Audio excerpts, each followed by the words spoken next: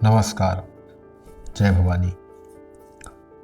तो हमारे उस पहले वीडियो को आप सभी देख चुके होंगे, जो हमने प्रश्न किया था कि छत्तीसगढ़ पूछता है कि हिडमा मारा गया, अब जल जमीन जंगल का क्या होगा। तो आप सब ने उस वीडियो को बड़ा प्यार दिया और प्यार के साथ साथ जो सत्य है उसे आगे बढ़ाने का प्रयास किया, ताकि ज़्यादा से ज़्यादा लोगों तक ये सत्य जा पहुँचे।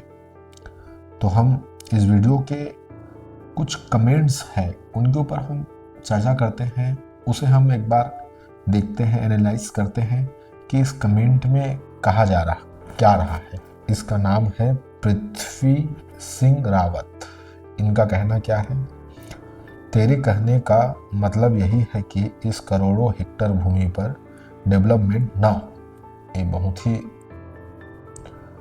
बेहुदा ढंग से बात कर रहा है, बट ये कह क्या रहा है सुनो। और किसी गांव के रहने वाले लोगों को नौकरी नहीं मिले, अगर फैक्ट्रियां नहीं होगी तो लोगों को रोजगार कैसे मिलेगा? तू तो बाबा बन गया है, हर किसी को बाबा बनने की हिदायत दे रहा है। तेरे पर तो NSA लगनी चाहिए। तो भाई आप सबने देखा कि ये व्यक्ति जो है ये क्या कर रहा है। इसका सोच ही अलग है। हो सकता है उसमें से ये भी ठेकेदार होगा, इनका भी कुछ हाथ होगा उस प्रकृति को जानने का। तो देखो भाई, पृथ्वी सिंह रावत जी, सुनिए बात आप। मैं बाबा बन गया हूँ। बाबा बनने का जो प्रक्रिया है, ये बाबा एक तुमने तो नाम दे दिया है कि तुम बाबा हो। देखो मैं कोई बाबा बाबा नहीं हूँ। बाबा होता तो फिर एक अलग ही स्थिति होती मेरी। मैं एक साधारण सा पंडित हूँ जो अभी फिलहाल पंडिताई कर रहा हूँ, कथा पूजन करता हूँ। एक साधारण सा बाबा होना एक अलग सिस्टम है। और दूसरी बात रही गांव वालों को नौकरी,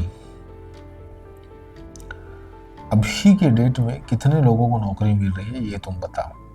फैक्ट्रियां के विरोध में मैं नहीं हूँ, और दूसरी बात मैं फैक्ट्री की बात विरोध में नहीं हूँ, मैं प्राकृतिक के विनाश के विरोध में हूँ। और मैं लोगों को बाबा बनने का हिदायत कभी नहीं दूंगा। बाबा शब्द है क्या, इसे तुम और तुम्हारे बाप भी नहीं जानते। तुम और तुम्हारे बाप भी नहीं जानते बाबा शब्द है क्या, कहां से निकला है, क्यों कहा जाता है, ये तुम भी नहीं जानते, ना तुम्हारे पिता भी नहीं जानते। तो भैया पहले सर्च करके आओ कि ये बाबा शब्द है क्या। तुम तो मुझे बेफालतू के देवता बना दे रहे हो, बेफालतू के देवता बना दे रहे हो। बाबा मतलब देवता ही होता है, तो मैं देवता तो नहीं हूं भाई। और डेवलपमेंट की बात करते हो तो क्या खाक करोगे डेवलपमेंट का? दिल्ली जैसा स्थिति देखते हो, ऑक्सीजन नहीं मिल रहा है। एक स्थिति ऐसी भी हो जाएगी, तुम्हें इतना भी नॉलेज नहीं, इतना भी ज्ञान नहीं है कि छत्तीसगढ़ की वो जंगल भारत को कितना ऑक्सीजन देता है। तुम्हें ये सब कुछ पता नहीं है और तुम सीधे सीधे धमकाए चले जा रहे हो। ठीक है भैया, तुम्हारा जय जयकार हो। हम आगे बढ़ते हैं। एक व्यक्ति जो है ईश्वर साहू, ये इस प्रकार से इनका कमेंट है, सुनिएगा। ऐसा विकास नहीं चाहिए जो हमें प्रकृति और जंगल से हमें दूर कर दे। सरकार को जंगल बचाने की गारंटी देनी चाहिए। भाई का सपोर्ट है, इनकी बात बड़ी अच्छी है। अब एक जो है, जब तक गरीबी और शोषण है हिडमा पैदा होते ही रहेंगे।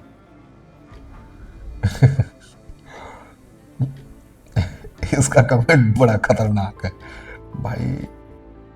हिडमा, देखो पहली चीज मैं बात क्लियर कर दूं कि ना भाई, बंदूक से बात नहीं चल पाएगी।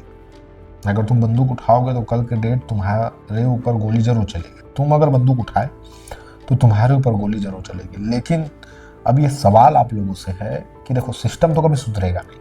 कोई बीजेपी आ जाए, कोई कांग्रेस आ जाए, सिस्टम कभी सुधरने ही वाला नहीं है, कभी नहीं सुधरेगा सिस्टम। तो अब क्या किया जाए? कोई रास्ता है? तो एक रास्ता है। क्या रास्ता है जानते हो?